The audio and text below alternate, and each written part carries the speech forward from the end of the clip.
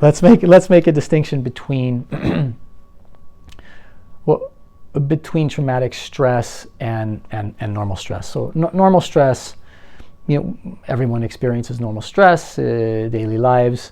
I have a deadline, and in order to meet that deadline, I've got to work really diligently and potentially overtime in order to do that.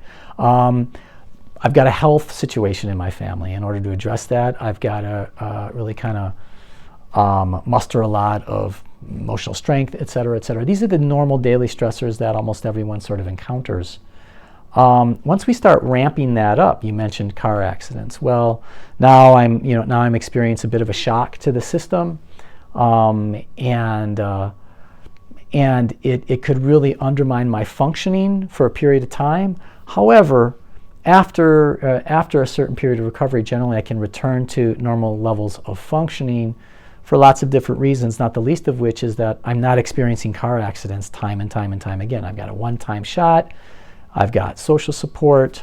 I can take some time off of work, get myself back to kind of ground zero, and I'm on my way. Traumatic stress that I'm seeing in our community is a little bit different from normal stressors or one-time traumas. What traumatic stress I'm seeing in our community is an ongoing experience of interpersonal violence. And why that's so important is twofold. Number one, it takes place on a sort of in a cumulative way, on a somewhat chronic fashion, more than just once. That's number one. And number two, it often is taking place in the interpersonal sphere.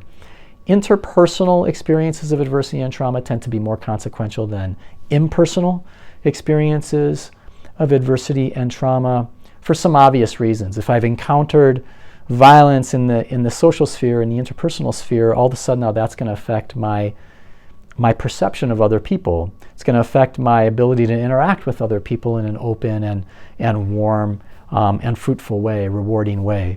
And if I can't do that, then I've really cut myself off from a lot of sort of life's pleasures. I've also cut myself off from one of the key predictors of trauma recovery, which is connection with other people. So interpersonal experiences of violence that accumulate over time tend to be really, really consequential. And what we find in our community, or many of our urban communities here in Milwaukee, is that these types of experiences are not uncommon, either in childhood or adulthood or both. We've done studies to suggest that in some communities, over 90% of the people in those communities have experienced at least one significant interpersonal experience of trauma in their life, and many have experienced multiple occurrences of interpersonal trauma.